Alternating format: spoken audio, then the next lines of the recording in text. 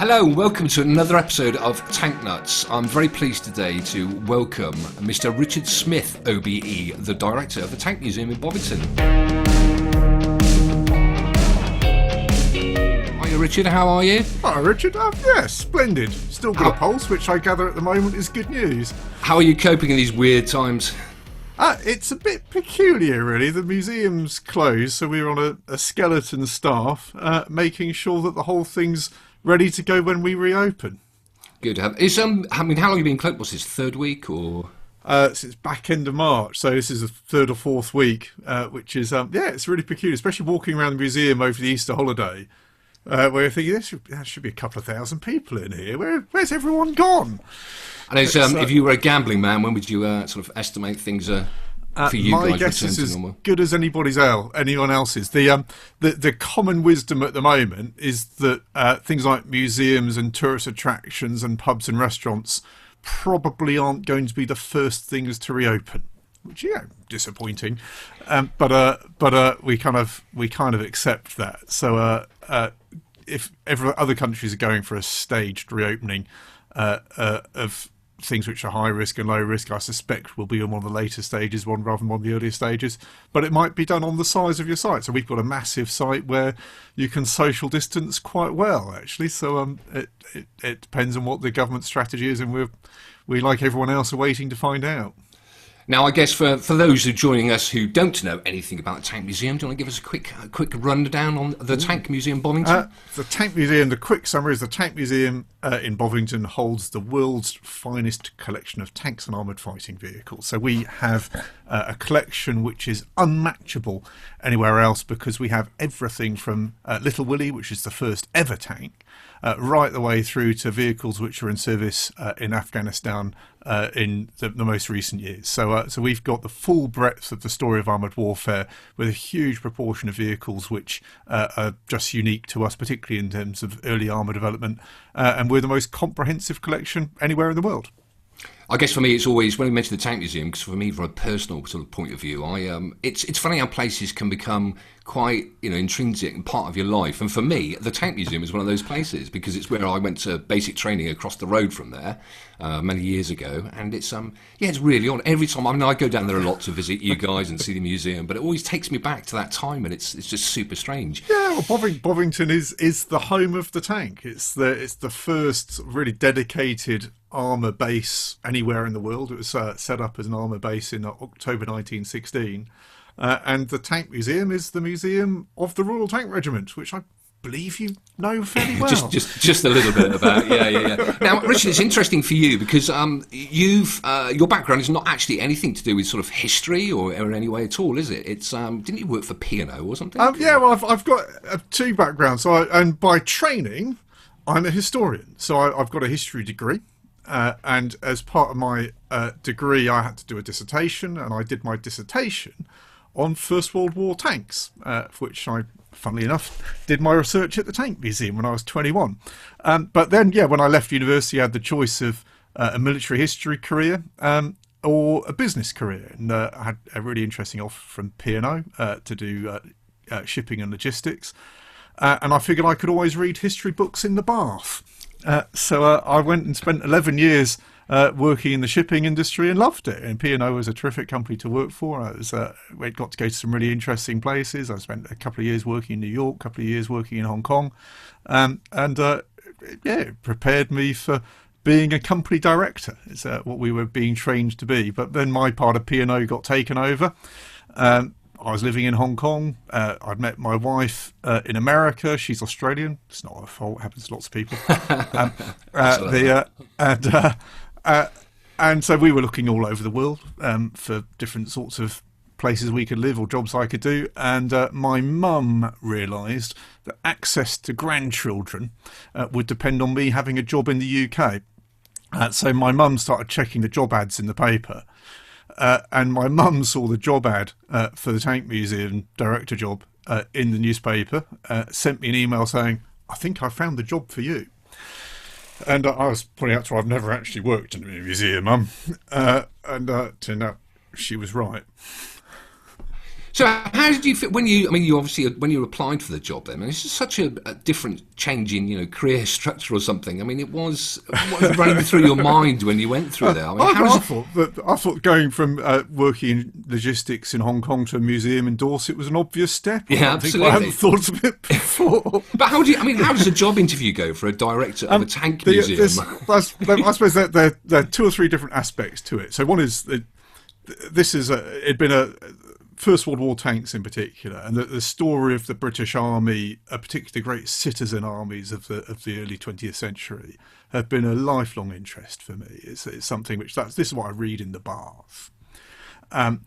So the chance to work with this stuff, I described at the time, if I don't apply for this, I'm going to regret it for the rest of my life. And the role of a chief executive in any organisation actually is quite similar. I was being trained to be a company director or a chief executive. And the role of a chief executive actually is very similar in lots of organisations. Your role is to make sure that the thing stays on track, that you know where you're going, you know how you're going to get there, and you've got the resources, and you're not going to go bust on the way. So what the trustees of the Tank Museum were looking for at the time, basically all of my predecessors had been retired colonels. Yeah. But they were about to embark as an organisation on a huge redevelopment. We were £1 million turnover organisation, and we were about to embark on a £16 million redevelopment, which is utterly disproportionate to the scale of the organisation. And the trustees had decided what they actually really wanted was someone with a business background who was going to make the numbers add up. So I was coming in with a strong business background, and I had a really good excuse about why I wanted this job. So they didn't just want someone with a business background who was just going to be a number cruncher in a filing cabinet. Yeah. They wanted someone who was actually going to love the stuff. Because in the army, and you know yourself, the army, it's like a family business. And they were going to hand over the family treasures to someone from outside the family. And they wanted to know that person was going to care. And so I could demonstrate fairly comprehensively that I love this stuff. At the same time as presumably convincing them to some degree that I could make the numbers add up. I mean, how difficult? I mean, I think I'm in a situation now with, I must have visited, I would say near as damn it, probably every tank museum in the world at some particular stage. And you do see from the museums that, I mean, obviously, I'm not saying the era of the museum has died, but it's certainly changed dramatically. People want to have that interaction with museums nowadays, and things have to change. And you see a lot of the museums in various countries have not really changed with the times. And when I talk to the directors or whoever's running the museum, it's always a struggle financially. But I always get the impression, I mean, maybe it's wrong, maybe you just hide it well, but I always get the impression that the Tank Museum is actually, doing quite nicely. You're always updating your collections. There always seems to be interesting things going on, and you've really embraced the sort of, the social media, the influencer side and life of things. Is that something which is very much in your mind all the time? Yeah, and it's part of it is we've got very short attention span, so we get very easily bored, which means we change just to keep it interesting, really. But no, with the business background, and I did a couple of years in America, and one of the things I learned in America is that Americans change constantly, and it's not a bad thing. It's just what life looks like. And when you're working in a business, if you don't change, unless you assume that you've solved a problem and that you just keep doing the same thing again and again, you go bust. And no one survives. Because you're a charity, aren't you? It's not as if you've got a big pot of money. So we're a charity. So the museum exists for public benefit. We exist. I always describe it to my team as what all charities do, and the Tank Museum included. We exist to make the world better. That's why we go to work. We want to make the world better. At the end of the day, we should have made the world slightly better than it was at the beginning of that day. And the way we make it better is what's called charitable objects. It's what we exist for. And so we tell the story of tanks and the people who serve with them. So that's what we do as an organisation. But just because we're a charity and just because we're trying to make the world better doesn't mean we have to be crap. It's actually, you can be a charity and you can be really good. You can be really professional at what you do. And that's what we're trying to be. We want to be the best in the world at what we do. So as if you want to be the best in the world at what you do, you've got to keep on your toes and keep developing it. So if you're looking at the use of things like social media, and I was lucky in my previous life in P&O for 3 years, I was helping run P&O's online business. So I was developing sort of multinational web products 20 years ago, which means that it's part of what you do. It's part of how you work. It's part of the way the world works. And the Tank Museum at the moment is arguably the world's most successful museum in using online channels. It's what changes what we do. As far as the collection is concerned, I mean, have you got any particular favourites, or is there obviously? Well, if you go to the Tank Museum's YouTube channel, you'll see my top 5. I have watched your top 5. You'll see my top 5 tanks. I was looking the other day, and I didn't realise, because you personally had sort of steered away from any of the social media presenting type stuff, but it seems that this... I wouldn't say steered away, it's that my team only seemed to use me for radio. I didn't like to say anything, of course, but yeah. But it's really good at the moment. And I have to say, during all of this strange period for everybody, as a museum, you're putting some cracking stuff out there. I watched one the other day with David Willey, he's the curator, obviously, about jerry cans, and who would have thought you could do a video about jerry cans? But it was great. Well, yeah. What we're trying to do, because when people can't come and see us at the museum, we're trying to, instead of, we used to be doing a video every week, and trying to make videos of sufficient production quality that we can also use them inside the museum. But now we're kind of in sod it mode. We're trying to push out a video every day. It means that we scrape the bottom of the barrel by putting people like me on. Everybody was saying how much they enjoyed it and everything. So this is all of you at home doing this. I mean, you've obviously got no access to the museum mostly. So we can go into the museum as staff. Okay. But we're trying not to as much as we can, just to make sure we keep the whole social distancing thing going. But yeah. So in terms of my favourite tanks, yes. So you'll find my top 5 tanks on the YouTube channel for the Tank Museum. But I've got for me the soft spot I've got is First World War stuff. It's how I was really introduced to the Tank Museum professionally, my lifelong interest really ever since reading comics in the 1970s has been First World War British Army history, and one of the things that fascinates me is the fact that the national perception for the British about our army in the First World War is they're stuck in the mud, they're sent forward by stupid generals with magnificent facial hair towards the machine guns to get massacred, whereas actually the reality is that they make some horrible mistakes. Making a mistake in war is bad. I mean, lots of people die. But these guys were really, really good. They were a learning organisation that was at the bleeding edge of technology. And you see physically in First World War tanks how quickly these guys are adapting to circumstances that no one was ever predicting. All of my top 5 tanks are British First World War tanks because I really like them. But my favourite tank in the whole collection is the most obscure favourite I think anyone's put on a top 5 so far within our channel, which is a British Mark 9 tank. And it's, to be honest, it's absolutely rubbish as a tank. It never actually saw action. It hasn't got a gun. It's a rusty hulk. You can see the floor through the bottom of the tank.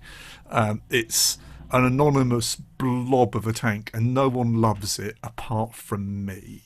I'm the only one who loves it deeply, and the reason I like it so much is that the British invent the tank in the First World War. It's a brand new weapon system that the British come up with in a matter of weeks from the beginning of the First World War, and that weapon system exists in every modern army everywhere in the world. And then a couple of years later, they do it again. The Mark 9, actually it's not technically even a tank by today's terminology, but they called it a tank then, therefore it's a tank. But the Mark 9 is the world's first dedicated armoured personnel carrier, which is a second weapon system that exists in every major army everywhere in the world. So the Mark 9 proves that the invention of the tank wasn't a fluke. There was something about that, particularly that British First World War army, that could create something new from nothing at an incredible speed. And I love it. It's great. So your favourites are all British. However, yes, if you could, of course. So, but there is one vehicle, obviously, that you've got down at the Tank Museum, which, I mean, above all others, must be the sort of, I don't know, most infamous, most famous, I would argue, to say, vehicle. Yeah, Funnily enough, if you're watching on video this at the moment, you can see you've got a bit of a Haynes manual, I think. I do. The manual is just there. So we're talking, we have the most famous tank in the world. Tiger 131, of course. Yeah. I mean, how important is that to the collection at Bovington? It's got significance in lots of ways. It's clearly a hugely important vehicle. It's the most famous tank in the world because of the 6 Tiger tanks in the world, it's the only running one left. At the moment. And there's a number of projects going on in the world to create new running Tiger tanks, but this is an original Tiger that moves. It's the only one anywhere in the world. So from that point of view, it's unique. But the reason that Tigers themselves are such iconic vehicles is because the symbology around them. The actual tank itself, you wouldn't want to be on the receiving end of one, but you probably wouldn't be because there weren't that many of them. It was broken down. So there's like 1,300 on all fronts versus 50,000 Shermans. No one knows how many T-34, somewhere between 40 and 70,000, depending on who you believe. 1,300 Tigers, you probably won't bump into a Tiger. If you bump into one, you're probably going to die.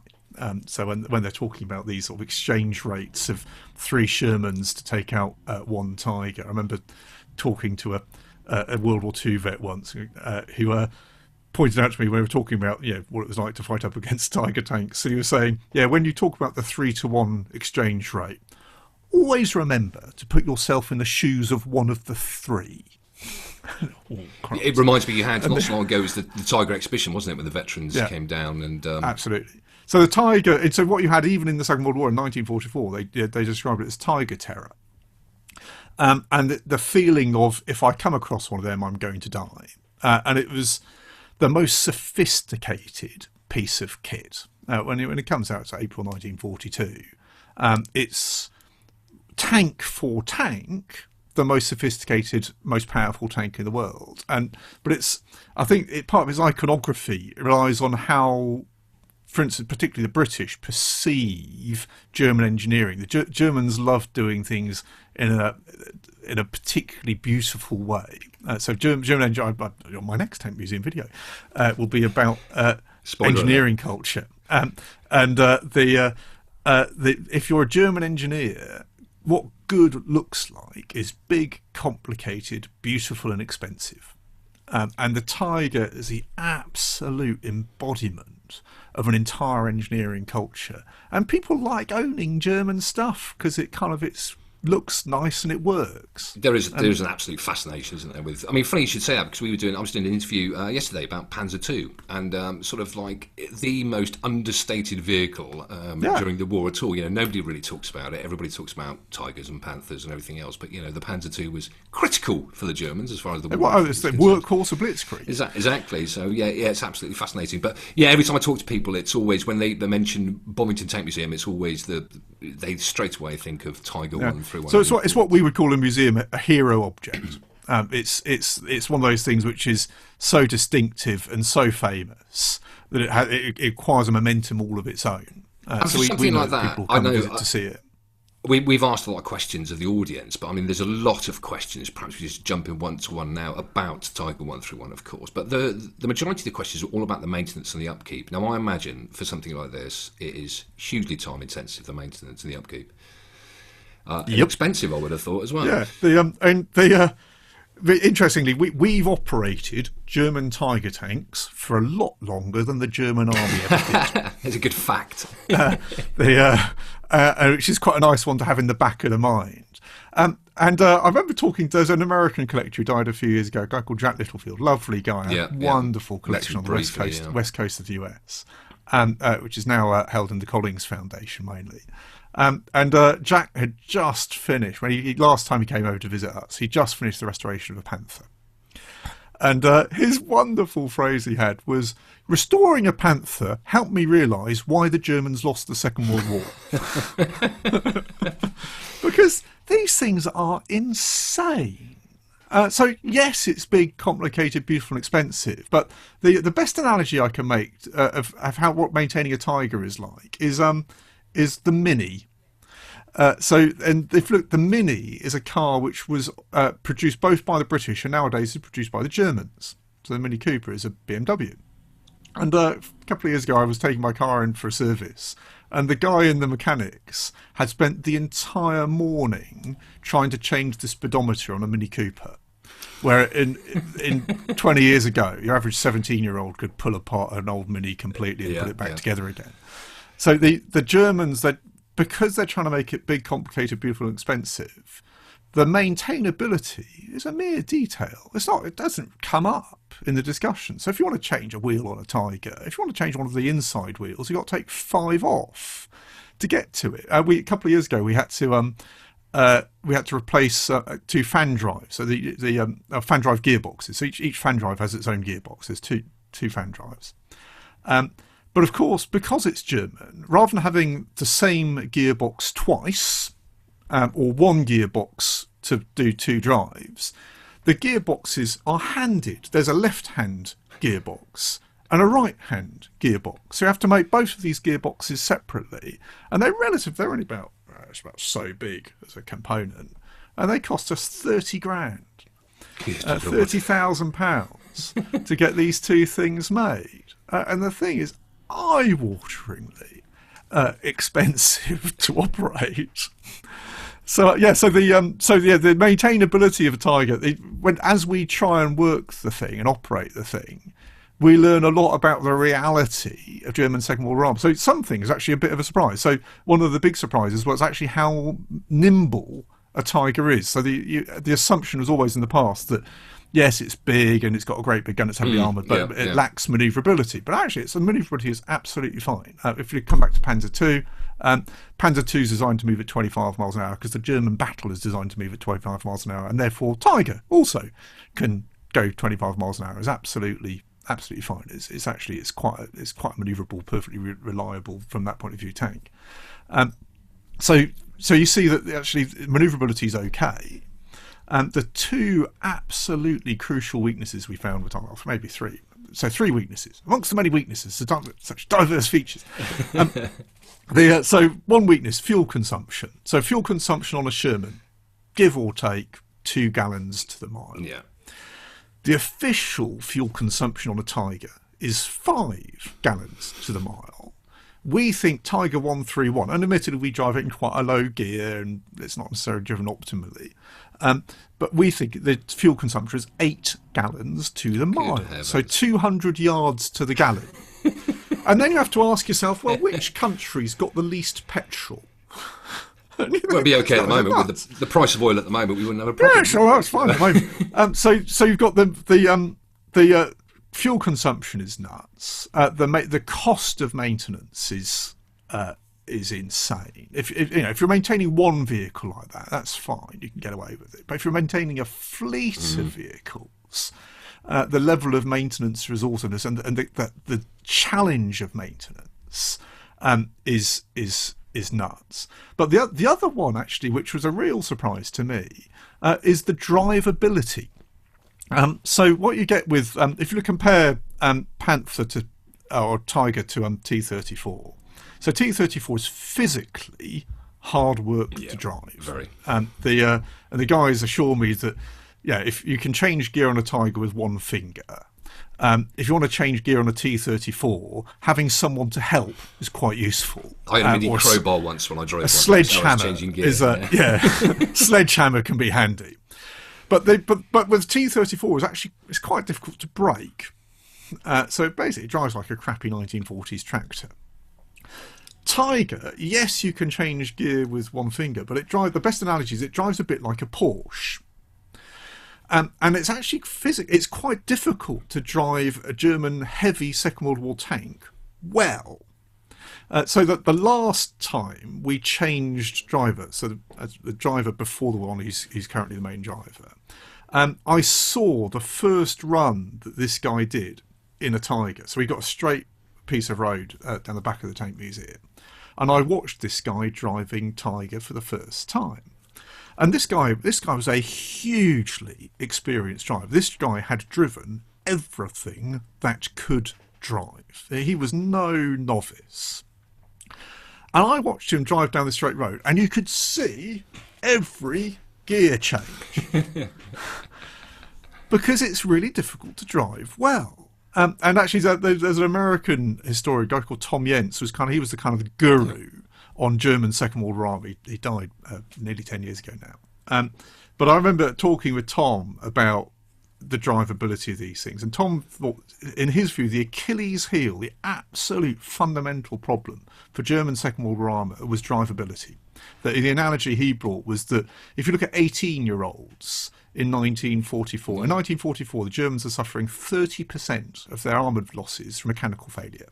And Tom's research demonstrated that the vehicles themselves were inherently no more or no less reliable than either the Russian or the American vehicles. So the dropout rates on a long run are all fairly similar. But his analogy was when you look at the 18-year-olds, your average 18-year-old in Russia has driven a crappy tractor, and a T-34 drives like a crappy tractor. The American 18-year-old has been driving since he could walk.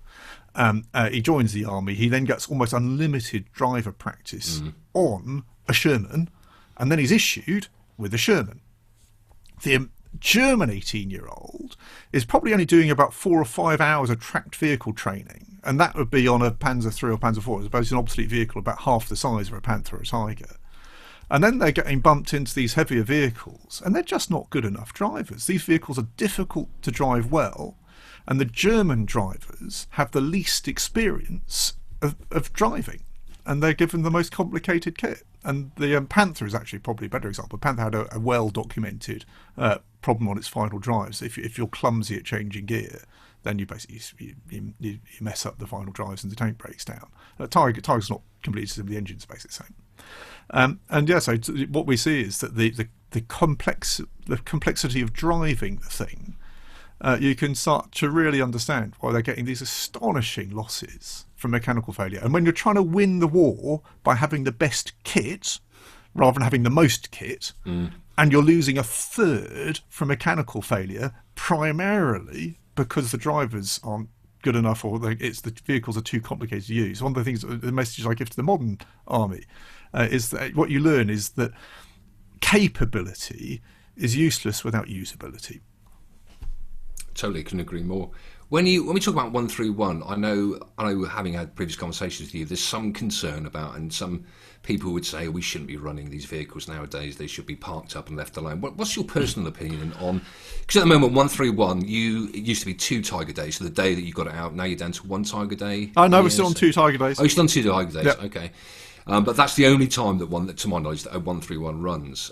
Yep. How do you feel about it? I mean, because at some stage, surely there's going to be a point where something dramatic is going to happen. Yeah, it's always a balancing act, and there is no right answer, and you're weighing up lots of different and actually sometimes conflicting priorities. So the fundamental reason about why we want to run a vehicle, any vehicle, not just Tiger 131, is that you explain it better if you run it. So I always describe it, a tank static in a museum is the same effect as when you're trying to teach someone about a tank. Is like having a stuffed lion in a natural history museum. If you've got a stuffed lion in a natural history museum, you know what a lion looks like, but how much about a lion can you explain to a kid with a stuffed animal?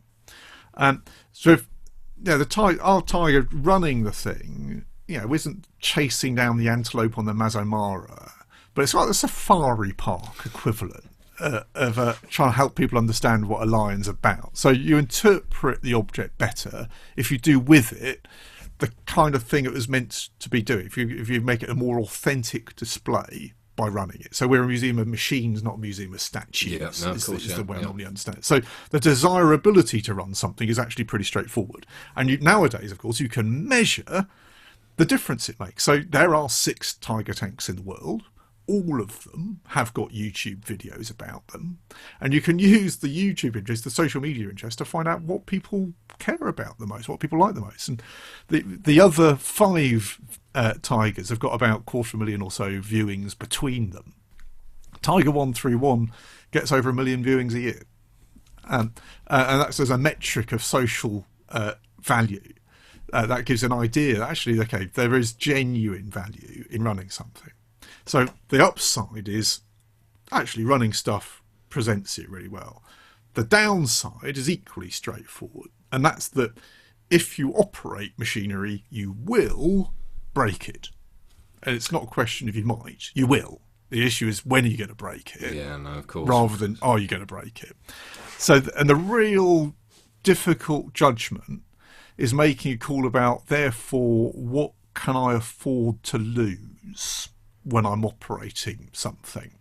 So some vehicles we operate and some we don't operate. And the best contrast I could give actually today would be 3 different vehicles. So there's a British Mark V, First World War tank. So which our vehicle was the last running British First World War tank in the world. Second is Panther, which we don't run at all. And third is Tiger 131, which we run twice a year.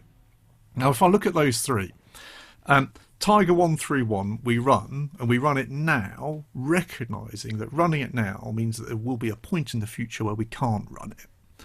So one of the reasons we run it now rather than waiting 20 or 30 years is that we think that the significance of running for this generation is greater than the significance of running it for a future generation. Okay. That this generation, we're only 1 or 2 steps removed from the people who saw these things in action. And we think that the significance for them is particularly high. So there's a benefit in running it now because for this generation, that vehicle really, really counts. That Tiger Terror is what your grandparents experienced if you're my generation. Yeah. So there's a logic of now. There's also a logic of when you think about what do you lose when you're running something. So when you break something, what are you going to break? What are you going to lose? Well, actually, you're going to lose a component. So a component could disintegrate. You could lose the arrangements of the components. So if something, how the things are put together, if they were put together by the original fitters, that's actually got value all of itself. Yeah, of course. And the other thing you systemically lose is the surface of those components. So actually, if you look at the surface of an object, is actually highly important. So if you've got an object that's painted, if it's got the original paint on it, that's actually quite important. If you're a modeller, actually, you're really interested in things like original paint. So those are the 3 things you can lose. And if I draw a contrast, for instance, with Tiger and Panther. So Panther is an incredibly original assembly of a Panther. Our Panther is one of the last to be produced. So basically, the British had captured the German production line. We turn the handle a few more times to see what comes off the other end. But it's essentially, it's assembled by German engineers just at the end of the Second World War. And therefore, our Panther has got that original assembly, and we see that original assembly as highly significant. Significance is the magic word here. Highly significant, and we wouldn't want to lose it. Tiger 131 is actually quite different. So Tiger 131, the reason it survives is it was the first one to be captured by the British Army in the Second World War. So what they do with it when they captured it is they rip it apart to figure out how the hell do these things work and what do you do about them. So what we actually operate with Tiger 131 now is when it came back to the UK, it came back with a whole load of stillages of spare bits. So what we operate is a British reassembly of a Tiger rather than an original German assembly of a Tiger. Yeah, yeah. So actually, so we don't have the chance of losing that. Similarly, because it was captured by the British, the first British approach to anything is you paint it, preferably the wrong colour. And break it as well, I expect. And break it, obviously. Yeah. So the surface isn't the original surface. The assembly isn't the original assembly.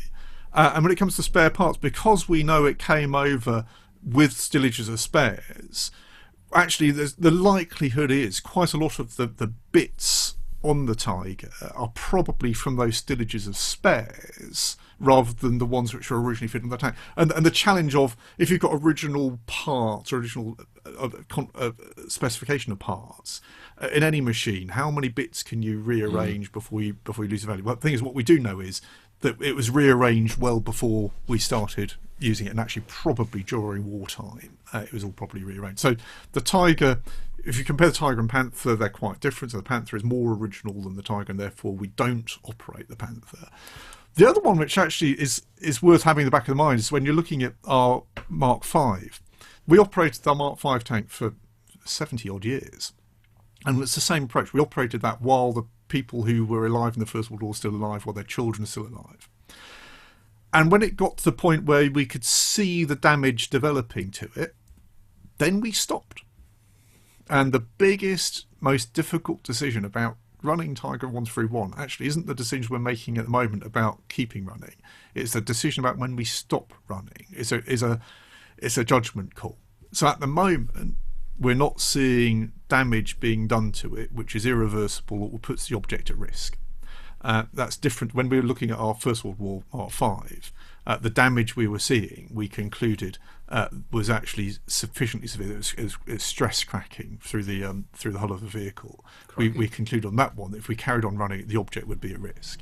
And Tiger 131 isn't there yet, but it will be at some point in the future. So how much does all this consideration when, I don't know, it was another one of the questions actually asked by people. A lot of it was about use of movie props and things. I mean, a number of your vehicles have been used in various movies, all the way up to, I think Fury is probably the last big Hollywood blockbuster, wasn't it, where you had both Tiger 131 and your Sherman being used there. So are you, at what stage do you make this decision to say that, because some people will argue, well, you shouldn't be using it for something like this. Other people, I mean, my point of view would be, get it out there, get it seen by the public. It's the real deal. For us, we were coming down to basics of what we're here for. And the purpose of the Tank Museum is, we always describe, charities describe their purpose as normally as a cause. Our cause, the way we describe it, is we tell the story of tanks and the people who serve with them. That's what we exist to do as an organisation. We do it through having a museum and preserving a collection. If we exist to tell the story of tanks and present these to the public, if a way of doing that comes up that presents it, instead of to thousands of people physically on site, to tens of millions of people around the world, then you take that opportunity really seriously. So the big challenge for us on something like the Fury movie was, can we do it without putting the object at risk? And actually, they were fantastic. They took our concerns about Tiger 131 really seriously. It wasn't just another film prop. They built special heated tent for it. When it drives across a field, they'd actually laid a concrete road across that field to make sure that it wasn't going to pick up too much mud and sink and damage the engine. We agreed how many starts the engine could have safely, how it was going to be operated. It was only ever operated by our people. It was, we were lending them the crown jewels. They knew it. And I know, having spoken to your staff that were obviously involved in it, and they enjoyed it greatly, of course, which is another critical point. When you're applying for a job at the Tank Museum, you're not expecting rolling Hollywood blockbuster and the chance to walk down a red carpet. So I suppose all the talk of moving vehicles brings us nicely onto the subject of Tankfest. And for those that aren't aware, it's your big yearly event. Am I right in saying the largest display of moving armour in the world? The world's biggest display of moving historic armour. There you go, okay. So we're quite... No, unfortunately, of course, because of everything that's going on in the world, it's had to be delayed to... Is it the 8th of August, I believe? The Tankfest is in September. September, sorry. That's Tiger Day. Tiger Day. The 8th of August, yeah. So how did Tankfest sort of come about initially? Because that was way before my time. Yeah, so Tankfest, it was the brainchild of our old workshop manager, a guy called Mike Hayton. And Mike, he saw, there are two things he saw as opportunities. One was that we had the most astonishing range of operable historic vehicles. So we had great stuff. And he saw there was an opportunity in there for people who really knew what they were looking at to come and see a whole load of stuff moving at the same time. So we do a lot of displays at the Tank Museum. We do about 55 displays a year, but most of our displays are taking a Cold War vehicle, something like a Chieftain or a Leopard one, and driving it around the track to engage a non-expert audience. So if you're a 9-year-old kid and you want to inspire that kid to learn more about this stuff, actually something like a Chieftain is great. It's big and green and rumbly, and it's got a great big gun. Fantastic. For the expert audience, a Chieftain is probably somewhat less satisfying. And actually, if you've got a range of wonderful German Second World War, British Second World War armour, we've got some really interesting early Cold War stuff, all sorts. To to take something like a Panzer III around for a 9-year-old, it looks less impressive than a Chieftain, and you're taking a vehicle which is much more delicate and is much less runnable to do something you can do something with a disposable vehicle, effectively like a Chieftain. So you want to might pick up the as an opportunity to focus running the rare stuff for an audience who would look at a Panzer III running and say, yeah, ooh, that's a Panzer III. So Mike saw the opportunity, and it was actually 20 years ago this year. I was going to say it's a long time now, isn't it? It's how hard is it? How hard is it for the museum then to? Because I sort of get the impression we've Wood Tanks have sponsored for the last 5 years. I believe it's wrong now. Since 2015, yeah, 5 years. To up the ante, because people, like human nature, people expect more and more every time, don't they? So planning for this, I imagine, takes an incredible amount of time. I would have thought that you'd probably finish one and start planning for the next. But what about? Yeah, actually, from a planning point of view, from a logistics point of view, we start the planning basically a month after we finish the previous one. But actually, when it comes to the vehicle lineup, we're actually planning that nowadays 3 or 4 years out, because one of the things we identified a few years ago was that there's opportunities to bring in vehicles that are outside the Tank Museum's collection. Particularly our friends and colleagues in other European museums have got some wonderful stuff that they're really happy to share. We likewise return the favour. And actually we want to be able to give our audience the chance to see stuff they otherwise wouldn't get to see. So our friends in Belgium and Holland and France in particular have been really helpful, lending us some terrific stuff which doesn't exist in the UK. And those discussions we'll be having a year, 2 years in advance normally. Are you allowed to say anything for the next one, or is it really problematic at the moment with all the changes and everything? Or is the guest vehicle lineup's looking pretty good. Keep an eye out for Tank Museum announcements is probably the best way to go on that. We're hoping we're going to have a really good lineup for this year, and that actually we're not going to, despite the fact we've had to postpone the event from June to September, we think the lineup's still going to be pretty Are you pretty sort of semi-confident September will be doable? Or our guess is as good as anyone else's. If you look, September is the sort of epicenter of what people are moving stuff to. It's that's the sort of centre of gravity of events in the UK for this year now. So most people doing an event who are able to shift the date are thinking September's probably the best or most likely time you can do a big event. Fingers crossed. Yeah, well, let's hope. Let's hope so. So, Richard, I've got, as I said before, we asked the audience for a few questions. It was actually on your Facebook page as well. So, I think we've actually answered a question. There's a couple there that's really good. I won't ask the one about. Was it the chap who asked which bar was your favourite in Durham? Because I need a bloody good piss up when this lockdown is over. Grey College Bar, finest on the hill. There you go. Question answered. Easy enough. There's somebody here talks about their educational background was in logistics as well. And did you find all of those skills? I think you sort of semi-answered this. Your skills and experience that you learned in that field helped you specifically with the Tank Museum. I think there's several different chunks of my background in logistics that helped. So that some parts practically really did. So I spent 3 years working in IT, and we've now got a really successful online business with the Tank Museum. But actually what I was doing in IT was primarily project management. And at the Tank Museum over the last 14 years, we've delivered £25 million worth of major projects. And running an IT project and running a building project are very similar. Actually, running an exhibition project and developing web pages extremely similar management processes. So if I look at the things that were useful in the logistics background, project management was really handy. I did a whole load of marketing. That's actually genuinely useful as well.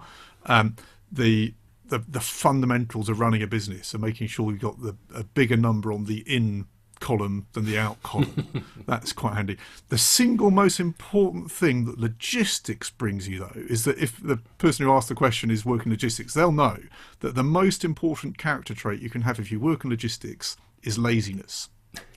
Laziness is an absolutely vital character trait in logistics, because logistics is all about getting the maximum possible result with the minimum possible effort. And actually, in any management job, figuring out how you get the best result for the minimum amount of resources is really important. So logistics taught me laziness. I've never heard that before. Another question for you. Any plans to expand the collection? Yeah, always, really. And we're living with a living technology. So tanks aren't yesterday's news.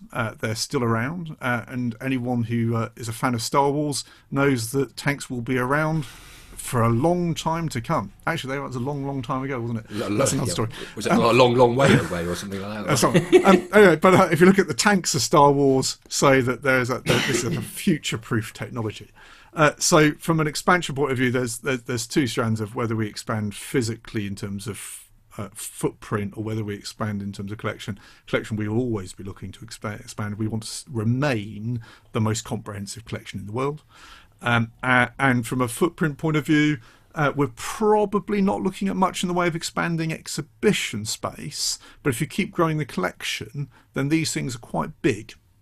So the pressure on storage space is unending, and every museum it will always have pressure on storage space. In 2013, we put up 40,000 square feet of new shed, thinking, "Oh, fantastic! This will keep us going for ages," and it's absolutely rammed. Yeah, I was just saying, it's always full in there, isn't it? Yeah. So we're always going to look for more storage, but it's not cheap. I know another great question I was asked as well. I mean, forgetting about your top 5 favourite, but somebody did ask if there was ever, God forbid, a fire or something in the museum. And I love this question. You could only save as the director 5 of your vehicles. Which 5 would it be? 5 vehicles? Only 5 vehicles. Yeah, we're not talking about human life or anything, because obviously we're assuming you can always hurt. get more people. We're assuming nobody gets hurt during over all this. But so just 5 vehicles you could take. I would put vehicles and non-vehicles actually as different categories here. The saving vehicles in a fire is quite tricky, actually. We're not talking about the actual, mechanics of this and how it's actually achieved. But so if I was going to save 5 vehicles, so what the question is probably really meaning is what are the 5 most significant. What's the 5 most significant to the museum? Yeah, in the collection. So you'd have to save Little Willie. First ever tank, unique, doesn't exist anywhere else. At that point, you probably wouldn't save Tiger 131 from a significance point of view, because there are other tigers in the world. There's some, but you'd have to put the emphasis on unique objects which don't exist in other places. So Little Willie, absolutely single most important thing in the entire collection. I would also be inclined to save the Mark I First World War tank. So the world's first fighting tank doesn't exist anywhere else. The Mark IVs and 5s do exist in other places. I'd have to save the Mark IX, obviously, just because I like it, to be honest. I think David Fletcher would shoot me if I didn't try and save the Rolls-Royce armoured car. So I was going to mention the Rolls-Royce, yeah. And just in terms of self-preservation, I'd have to save the Rolls-Royce armoured car to keep DF happy. How many is that? That's 4, isn't it?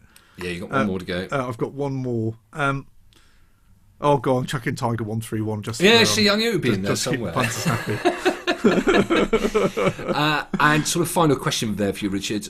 What's the most difficult thing that you have ever faced in relation to the museum? Sort of, and I assume you mean sort of from a running perspective or dramas, or I suppose there's a couple of things. I mean, I'd say that actually the top of the list is probably right now. The coronavirus being closed is tricky. Because we're an organisation, we pay our own bills. So we get some help from the government. The Ministry of Defence supports us by paying for the cost of maintaining and operating our buildings. But the vast majority of the Tank Museum expense is paid for by people visiting us. So we turn over about £4.5 million a year, and about 85% of that is self-generated. And at the moment, that's zero. So the most challenging thing at the moment is actually we want to keep the whole show afloat. We want to be able to carry on paying our people, keeping them there, looking after the staff, so that we're ready to go when we reopen and we can engage people again. It's an intellectually highly stimulating exercise. I'm absolutely sure. Yeah, I know. I mean, I've been quite a lot of my ex-army friends have been, contacting me lately, and how many people have been? I mean, most of them self-employed, laid off, or just it's really, really scary time for everybody. Keeping an and the British government's got a great scheme where you can get the government to pay quite a lot of people's wages if they're not being able to work. So that's been really helpful for us. So the current, in terms of the current situation, is probably the most challenging. Otherwise, fairly straightforwardly, any chief executive will say the best thing about being a chief executive is working with people, and then they'll also say the worst thing about being a chief executive is working with people. But basically, just because we're a museum, just because we're a charity, doesn't mean that we don't have all the challenges that a normal organisation has in terms of getting a group of people working together. And it's great when it comes off and it's blooming hard work when things aren't working smoothly. And just to finish off, Richard, because we're really sort of running out of time, to be honest. The future. Where do you see the future going? If you had the magic wand, where would you take the museum? There's several different steps. So the next 5 years, which we can see most clearly, basically there are 3 things which we're looking at doing in the future. So one is we want to carry on developing our exhibitions. We're just finishing at the moment the first stage of our representing our World War II galleries. We want to do, and that's what we've been doing for the last few years, every year a significant upgrade in the experience of visiting the Tank Museum, because we want to be better and better. So every year we see ourselves carrying on developing those exhibitions. Sometimes there's going to be taking stuff off display, but actually the idea is that if people come back to the Tank Museum every year over 10 years, they should see most of the stuff displayed in some way, that they'll see something they hadn't seen before. It's part of continuous motion. So exhibitions is the first thing. The second one is we want to carry on being a world leader in using digital media to do museums. We really enjoy it. The Tank Museum YouTube channel has got 42 million views, I think, at the moment. I think there are 2 museums in the world. As far as is there a lot of competition between you, the museums, then? Nah. In the best possible taste, of course. No one can hold a stick to us.